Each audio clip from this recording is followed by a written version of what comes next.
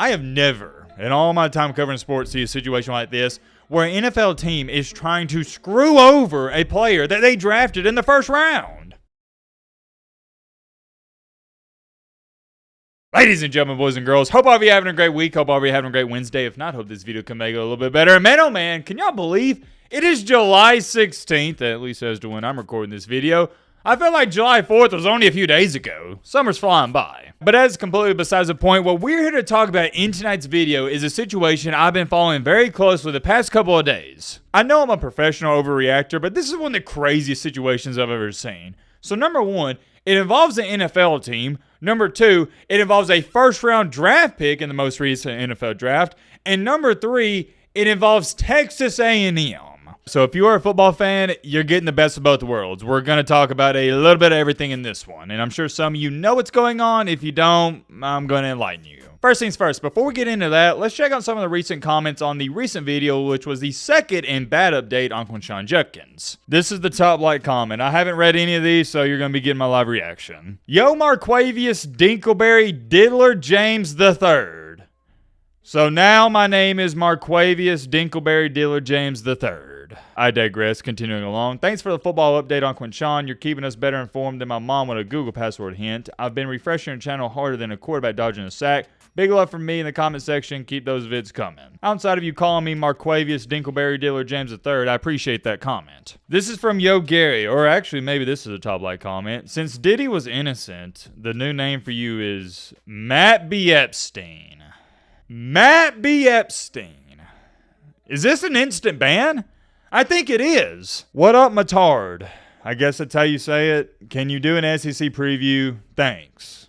I like how he sent this like it was a business email. So first he's insulted me like he's my new boss and I'm the intern he doesn't even care about, saying my name wrong and whatnot. And then he's pretty much telling me, yeah, I want you to do this. Thanks for getting it done. When I haven't said I'm even going to do it. Last comment I'm going to read. This video made my day better. Thanks, Mary Poppins. I like how this comment section has nothing to do with the video. It's just calling me all these crazy names and roasting me. Whatever, man. Like we say on this channel, it is what it is. Getting that out the way, let's get into the Shamar Stewart situation that is ongoing with the Bengals and I guess the A&M Aggies? Let me catch you up to speed here. Shamar Stewart was recently taken in the first round of the NFL draft. What pick was he to be exact? I'm going to look it up in live time.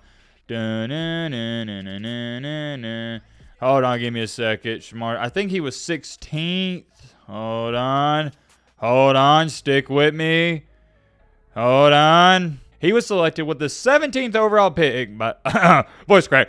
We're leaving that in the video because you already know your boy Matt is the best editor on the planet. The Cincinnati Bengals selected Shamar Stewart with the 17th overall pick. He was a former 5-star recruit, went to A&M. That's really the quickest and easiest summary I can give you. Now I know what you're sitting there saying, okay, Matt, well, why are we talking about this guy? He's a first-round pick. He's going to get all this money with the Bengals, but like Lee Corso says, not so fast, my friend. You see, the Bengals have recently turned into Mr. Krabs from SpongeBob. They don't want to pay anybody. They're stingy. It's their money. They don't want to give it out. They want to pay their players pennies, which is fine, but guys like Trey Hendrickson and Shamar Stewart are like, wait a minute, no. I'm not taking a pay cut because you want to save money. I'm not signing a deal if you're not going to give me what I'm worth. And I'm siding with the players 10,000%. And I can't emphasize this enough because there's going to be some people, even in this comment section, I've seen all over Twitter say, oh, well, this is a major red flag with Shamar Stewart. Why is he already having problems? He hasn't even taken a snap with the team. Buddy, do you really know what's going on with the Bengals? They don't even want to pay their star player, Trey Hendrickson, any money. Therefore, he's holding out, and so is Shamar Stewart. I don't agree with it at all, but I do understand what the Bengals are thinking with Trey Hendrickson. Yeah, is he worth the money? Absolutely. They just don't want to fork it up because they're using so much on offense.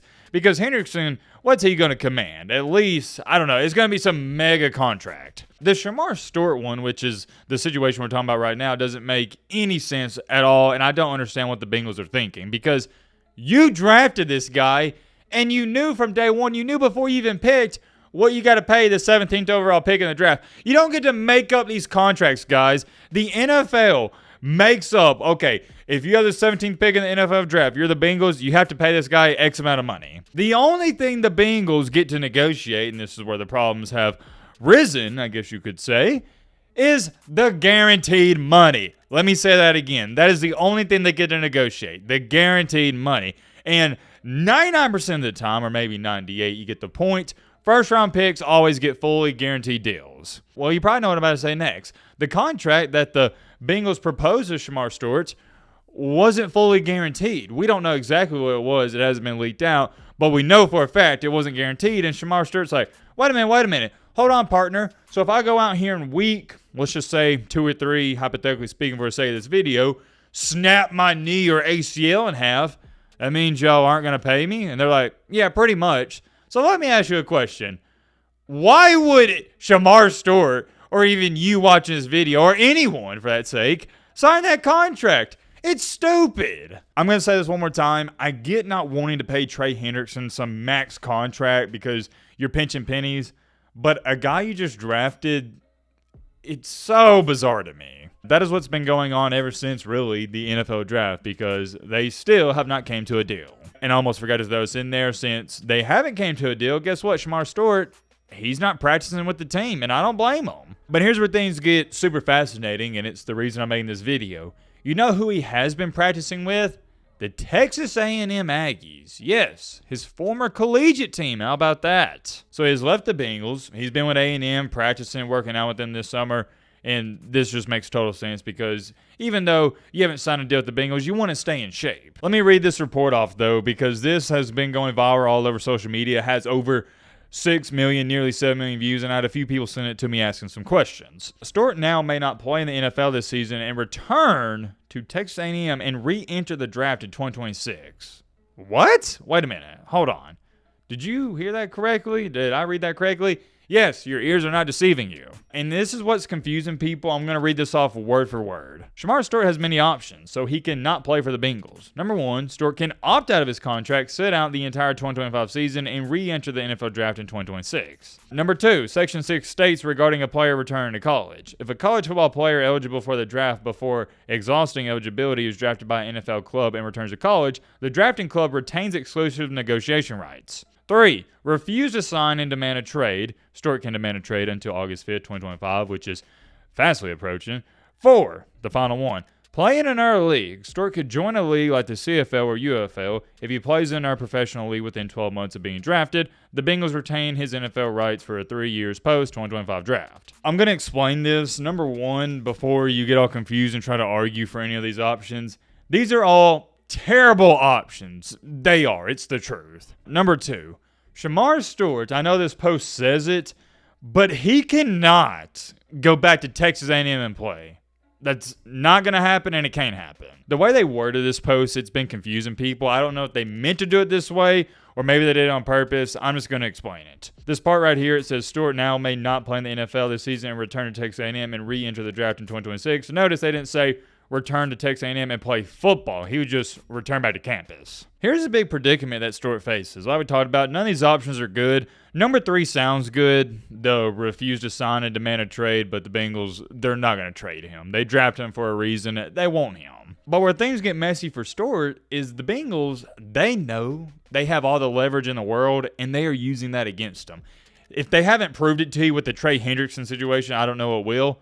They're buttholes. That entire organization, the people pulling the strings, they are buttholes. That is me putting it to you nicely. Because I want you to think about this. Let's say, hypothetically speaking, Shemar Stewart's like, you know what? I'm holding out. I'm not signing any contract. So he just sits out the entire 2025 season and re-enters the draft in 2026. Well, number 1, you can argue with a brick wall. He's not going to get drafted as high as he did, and he's most certainly not going to get drafted in the first round. Number 2, even if it's not his fault, these NFL owners, they talk to each other, and they're going to make an example out of him. And that is why it's a tough situation, and I'm glad it's not me having to decide what to do, because there is no right answer. Let me dumb this down even more. If he decides to sign some janky contract and he gets hurt, there goes his livelihood, and he just costs himself millions and millions and millions and millions of dollars. Whereas if he's like, you know what, I know what I'm worth, I'm not going to sign some janky contract, and he re-enters the draft and doesn't get drafted until the 2nd or 3rd round, well, he also costs himself millions and millions and millions of dollars. Does that make sense? It doesn't matter how you slice, dice, or cut this pie up, folks. He's not going to come out on the winning side. I have never, in all my time covering sports, seen a situation like this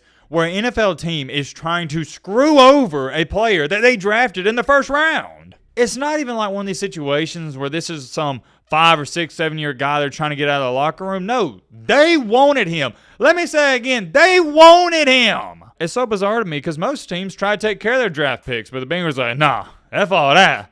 We don't care about you. I'm extremely curious. Let me know in the comment section what you would do. Let me throw this out there. Let's say the Bengals are offering him, I think 17th pick gets something like $17, $18 million total. Not per year, total in the 4 years. And let's say the Bengals are, all right, we know you get $18 million, but we're only going to guarantee you $8 million, $9 million, something like that. Let me know in the comment section. Would you take that deal? At this point in time, since I know if I'm in Shemar Stewart's situation, I don't have any leverage, it hurts me to say this because I'd want the guaranteed money just in case I got hurt, but I think I'd sign the deal. It's not a good contract or deal, but compared to going to the CFL and sitting out the 2025 season and re-entering the NFL draft in 2026, I think it's the best one on the table. I don't blame him, though, and I hope and pray for his sake they get this resolved. But I did find it pretty fascinating that he is practicing with the A&M Aggies. Shout out to him. Many more things I could say, one it off here. I'm curious. Let me know your thoughts down below. But all right, baby.